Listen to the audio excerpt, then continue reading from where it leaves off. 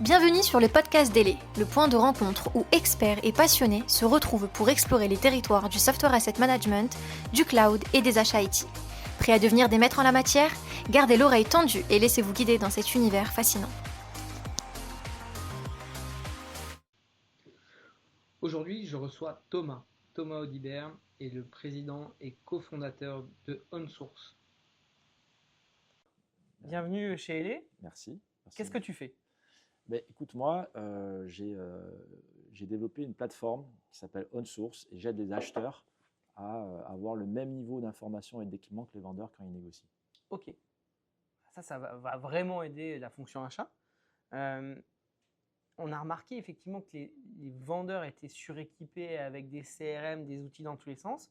Toi qui as été vendeur, ça t'a inspiré pour outiller les acheteurs? Absolument. C'est vrai que je suis toujours vendeur puisque je dois Ouais, vendre ma plateforme. Et effectivement, en tant que vendeur, on est suréquipé. Donc déjà, il y a beaucoup plus de vendeurs que d'acheteurs. Aujourd'hui, il y a à peu près 50 millions de vendeurs sur LinkedIn pour 2 millions d'acheteurs. Donc il y a un surnombre de vendeurs. Le vendeur arrive très bien préparé en négo. Tu veux dire que les acheteurs, ils ne sont pas préparés? Les acheteurs sont préparés, mais ils ont beaucoup de dossiers et des outils qui sont, on va dire, à parfaire. Okay. Donc, par exemple, un vendeur a un CRM à jour, une fiche sur l'acheteur avec qui il va négocier. Il arrive un plan de compte. Il arrive facilement à récupérer un numéro de téléphone, un email. Souvent, c'est des acheteurs qui me disent « Mais comment vous avez eu mon email ?» Ouais. Oui, Parfois, c'est un email perso ou parfois, c'est un email perso, etc. Les vendeurs enregistrent systématiquement les conversations qu'ils ont avec les acheteurs ou les référents techniques internes avec qui ils négocient pour avoir de l'insight et revenir avec des informations pour la négo. Ça ne m'est jamais arrivé quand je discute avec un acheteur d'avoir ce genre d'outil. Voilà. Donc, il y a vraiment une asymétrie, en plus du surnombre et en plus du niveau de préparation des vendeurs qui ont probablement moins de dossiers à gérer que les acheteurs. Ouais, c'est vrai qu'on voit que les vendeurs sont souvent beaucoup plus nombreux dans les phases d'avant-vente, même dans les phases de closing, qu'un acheteur. Souvent, il est entouré de son prescripteur, peut-être du contract manager, du DSI, rarement, enfin potentiellement en escalade, mais il y a un rapport de force qui est déséquilibré pour la fonction achat. Donc, OnSource rééquilibre la balance du pouvoir. C'est ça, c'est-à-dire que nous, on veut mettre dans les mains des acheteurs exactement les mêmes outils que les vendeurs ont. Donc, déjà, des benchmarks, une capacité à savoir quelles sont les alternatives dans les négociations, savoir quel est le budget finalement qu'une solution va nécessiter, et puis aussi la capacité à solliciter plein de vendeurs pour pour avoir des alternatives. Parce que souvent, le problème, c'est que qui j'interroge. Ouais.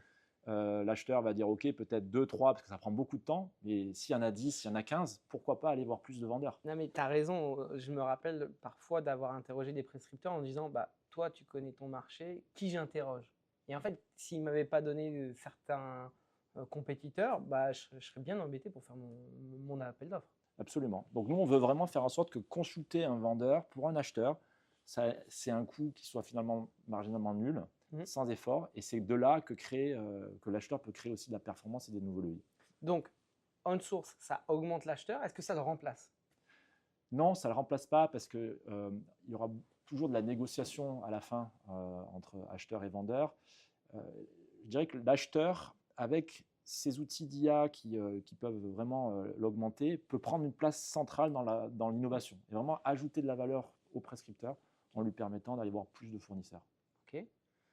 Est-ce que tu as un petit Rex comme ça, un retour d'expérience à partager sur dire il y a un acheteur qui avait un intérêt mais il n'était pas convaincu et qui maintenant se dit je peux plus m'en passer? Alors ça m'arrive assez souvent, voire quasiment tous les jours.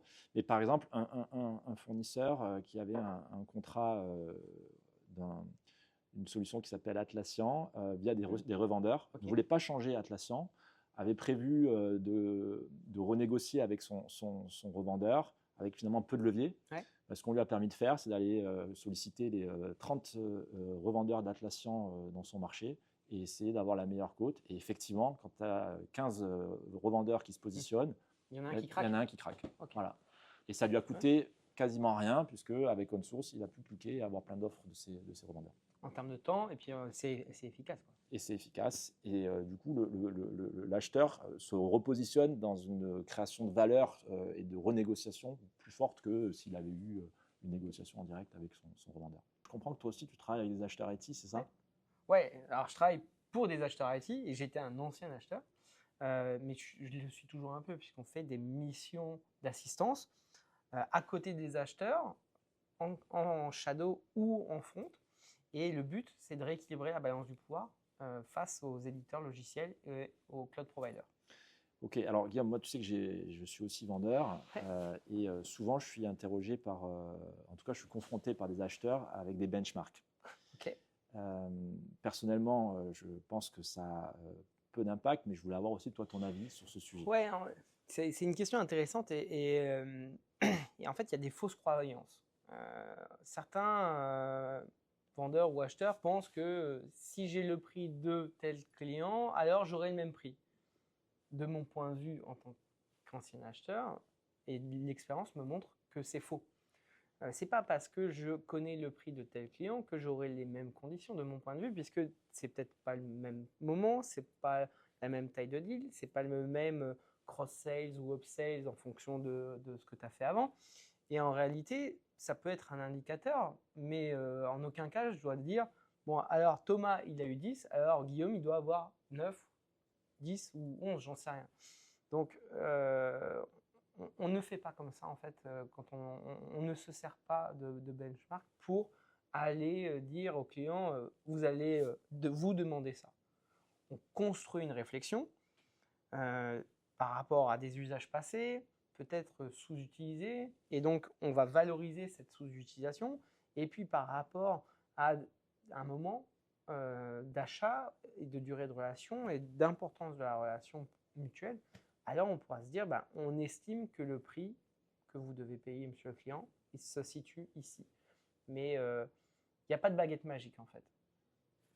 Et du coup, comment tu vois aussi les alternatives, le rôle des alternatives par rapport à ça? Ah ouais, c'est un rôle puissant, mais en fait, là tu veux m'emmener sur de la mise en concurrence en fait. Et je veux t'amener sur les sujets qui font bouger les lignes pour les acheteurs. Ouais, alors, je pense que c'est un sujet qui est très puissant, mais en fait qui est jamais ou quasiment jamais utilisé. Puisque une fois que le logiciel il est installé, choisi, déployé, où on a fait le change, et ben, la mise en concurrence est quasiment jamais utilisée à nouveau, après 3 ans, 5 ans, 10 ans, j'en sais rien, jamais.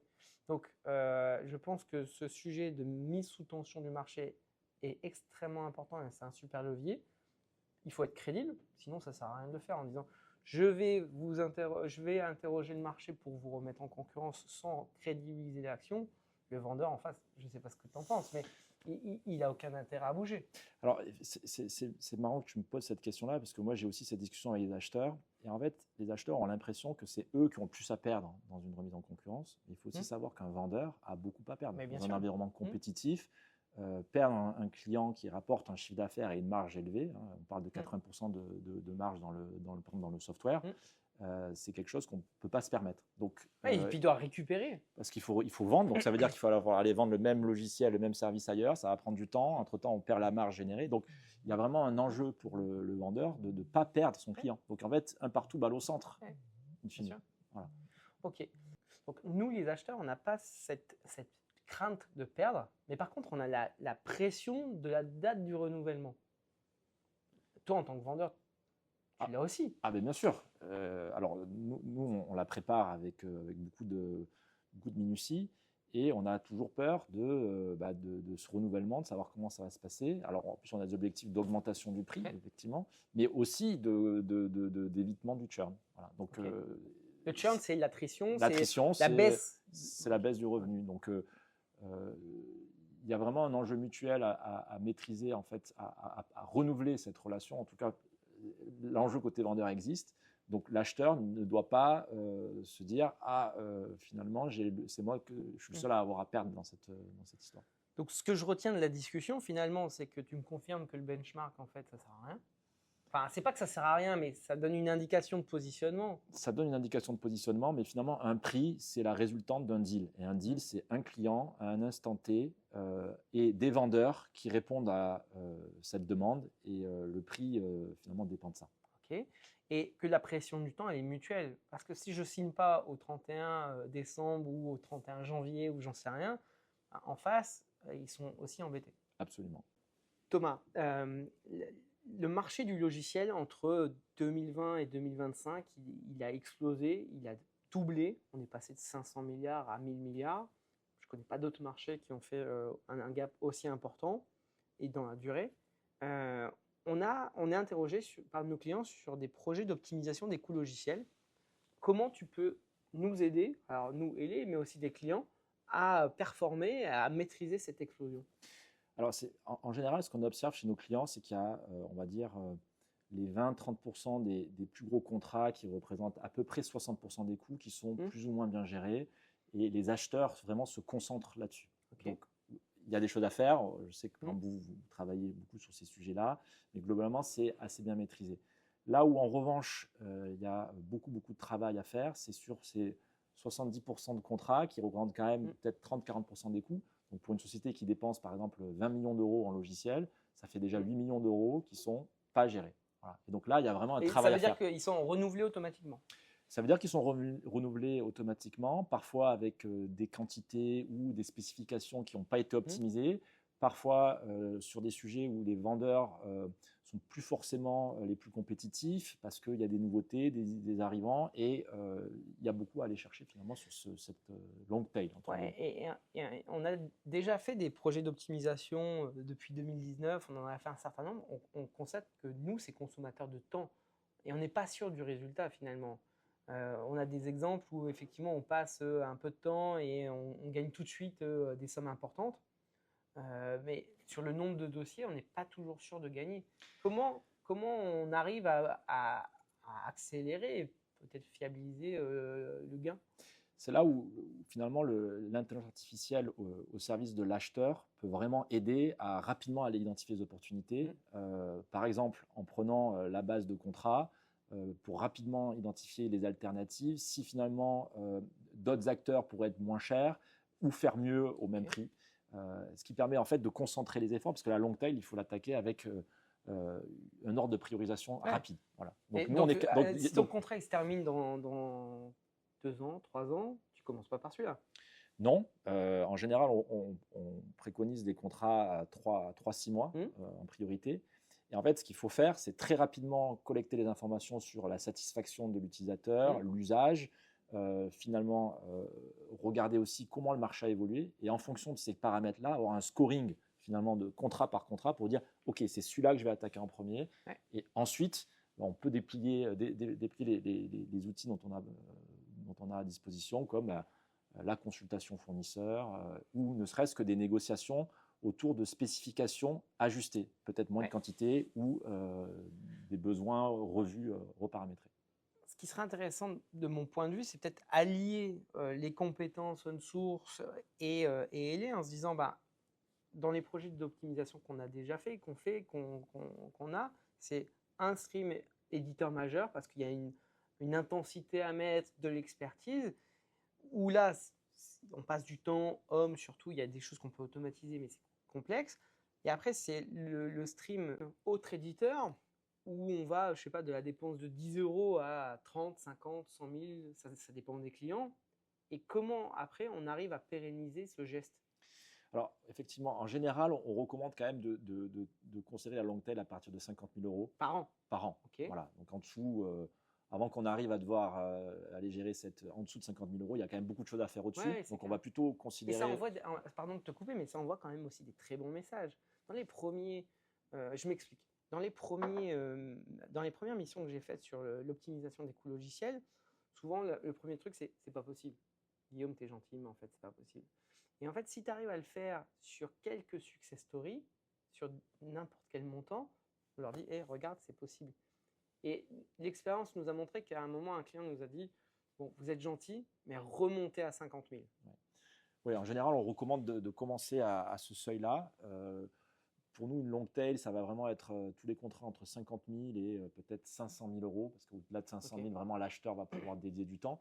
Mais il y a beaucoup à faire. Et effectivement, il y a une complémentarité entre un cabinet de conseil comme vous qui permet en fait de travailler les gros contrats et même sur les long tail, il reste toujours quand même à clôturer en fait le travail, le dernier kilomètre. Donc voilà. Et donc nous, on peut vous permettre d'être en position de force pour clôturer rapidement ce genre de travail sur la long tail. Voilà. Donc, si je dois retenir 3 choses à faire là sur j'ai un marché qui explose, qu'est-ce que je fais en tant qu'acheteur? Donc, sur les gros logiciels, bah, vous faire aider par Ok. Elé, évidemment. Et sur la long tail, ayez en tête que ça représente entre 30 et 40% de vos coûts en général, et que là-dessus, il faut avoir une approche qui commence à 50 000 euros jusqu'à 500 000 euros, par exemple, et d'avoir une approche très prioritaire où on commence par les contrats à horizon de 6 mois, Mm. un snapshot sur comment se positionne votre software sur le marché, et très vite se décider sur, OK, ben, est-ce que je remets en tension? Très bien. Et travailler avec Elé encore pour closer le geste. Bon, Guillaume, moi je vois de plus en plus arriver une tendance qui est l'achat de software via des marketplaces d'hyperscalers, donc AWS, Microsoft, pour n'en citer que quelques-uns. Ok. Est-ce Ouais. que c'est quelque chose que toi tu as observé et quelle est ta vision sur ce sujet? Alors oui, on en voit parfois pour aussi consommer des commitments que tu as pris. Si tu le fais pas, tu perds. Bon, là c'est une autre question. Est-ce que j'ai pas pris trop de commitments? Bon. Moi, je le vois aussi dans une autre situation où ça peut offrir une alternative de mise sous tension de ton interlocuteur. Tu as un éditeur qui te fait des propositions qui sont non acceptables, tu peux aller voir des alternatives tierces ou bien acheter via une marketplace. Tu auras peut-être des meilleures conditions ou tu feras mal, entre guillemets, hein, en respectant la personne en face, mais tu embêteras la personne qui est en face de toi, qui ne va pas toucher son commit, etc., parce que le revenu va partir ailleurs. Donc moi, je l'imagine de cette façon-là. Après, c'est le suivi dans la durée et donc l'adhérence que tu crées avec ton hyperscaler, ta marketplace, le suivi des usages, et puis ensuite, si je viens à devoir changer d'environnement d'hyperscaler, c'est plus de travail. C'est pas impossible, mais c'est plus de travail. Okay. Et d'un point de vue process achat, juste moi j'ai quelques clients qui Oui. s'interrogent sur finalement la facilité en un clic de pouvoir acheter un nouveau logiciel. Comment toi tu vois ça de ta fenêtre? C'est clair que les cloud providers ont réussi à bypasser et mettre sous tension l'ensemble des processus de décision des clients. Les DSI parfois ne le voient pas, l'acheteur ne le voit pas, le directeur achat ne le voit pas, et en fait on voit la facture après coup. Et du coup c'est beaucoup plus compliqué d'optimiser. On optimise pour la prochaine fois. Donc on constate effectivement que le process achat n'est plus toujours respecté. Certaines sociétés ont quand même adapté leur processus pour justement cadrer ces achats via marketplace, mais très peu en réalité. Après, on ne voit pas tous les clients, hein, mais très peu en réalité. Et donc si on doit retenir trois éléments clés sur ce sujet, qu'est-ce que tu dirais? Je pense que ça peut être une vraie mise en compétition dans une négociation malgré tout de gré à gré. Qu'il faut être vigilant sur la gestion des usages au long terme et surtout préparer les renouvellements. Et autour de tout ça, on va respecter les process internes d'engagement d'une dépense, mais aussi les prérequis, par exemple, juridiques. Souvent, un contrat via une marketplace n'est pas négocié. Ok, merci Guillaume. Merci Thomas.